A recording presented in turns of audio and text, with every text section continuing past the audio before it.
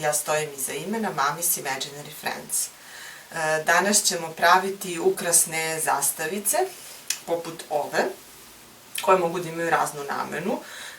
One su uglavnom dekorativne, dakle mogu da budu dekoracija za dečije rođendane, mogu za novu godinu. Recimo, meni je ova vrlo zgodna, ja je koristim kada fotografišem moje igračke, ali čak i kada izlažem na nekim tezgama, ovo može da bude lepa dekoracija.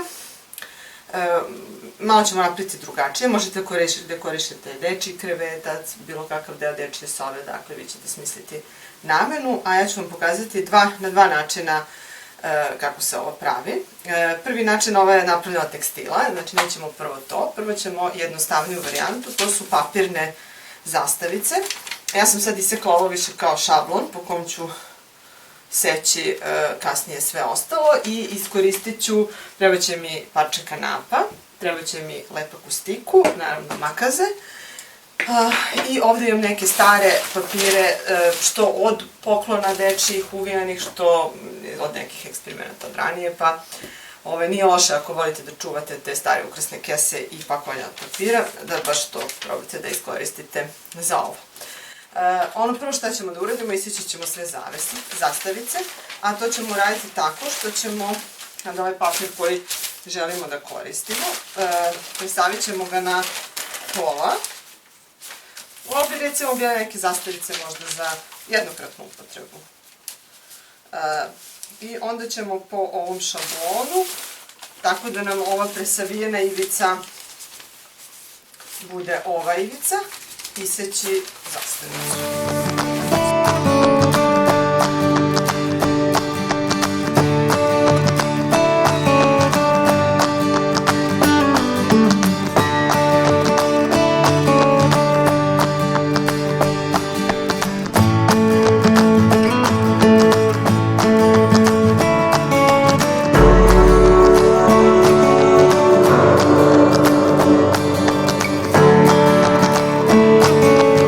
Ovdje smo po ovoj liniji savijali s razlogom, po ovoj liniji,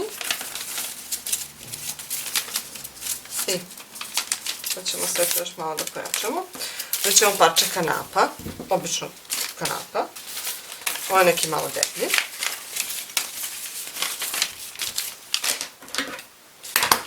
Namazat ćemo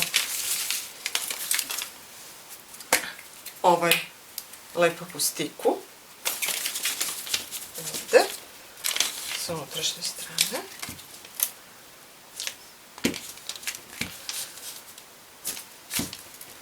Naprimjer, ako je neka školska proslava, pa što mora neki pano mora se dekoriše u školi, ovo može bude dobra ideja da se to reši. Da.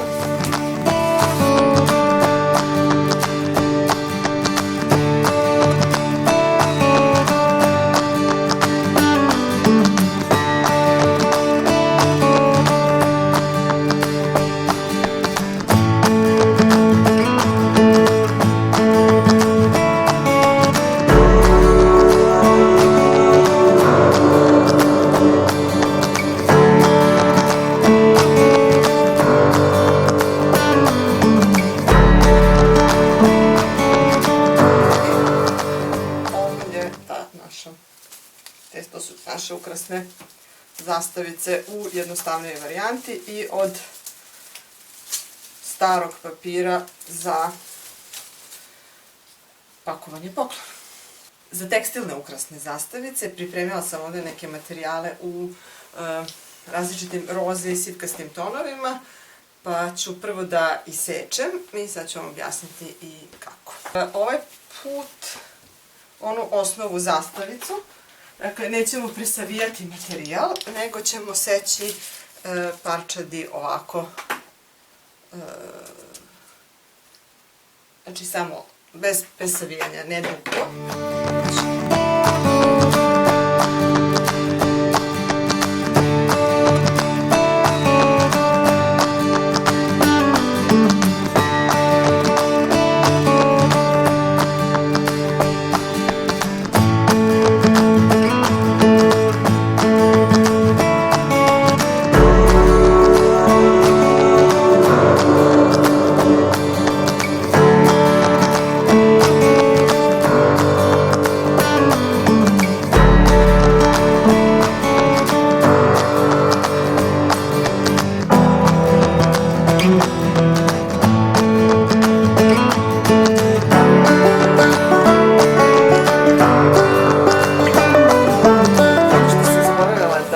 da će nam trebati jedna ovako duža traka da posle sve to pospajamo međusobno. Možda će biti potrebno čak još jedna da nadovežem na ovu.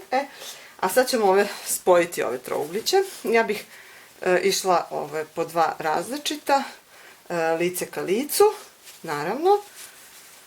Proširujemo ovako, ova strana ostaje otvorena i izvrćemo na lice. Znači, proširujemo s naleđa i izvlačimo na lice.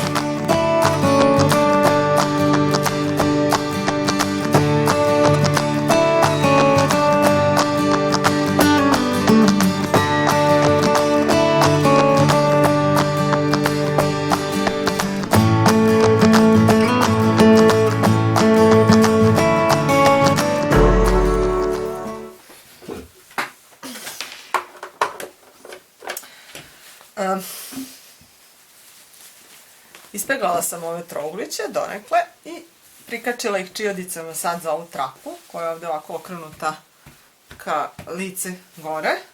I sad ću proći na mašini ovako ovom dužinom negdje u istim razmacima i vodila sam računa da budu sve sa obje strane različite, šare. Sad ću samo proštepati ovako, prikačiti sve za ovu.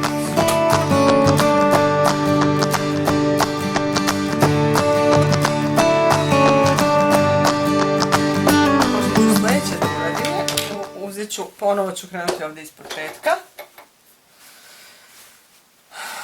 I ovu traku ću sad saviti ovako na gore. Pa ću je saviti i ušiti ovako. S tim ću skinuti sad ove čilde, jer mi one više ne trebaju. Obavezno prvo skinite čilde. Ovako. I sad ćemo praviti ovako redom taj nekakav, ovako ćemo da pravimo.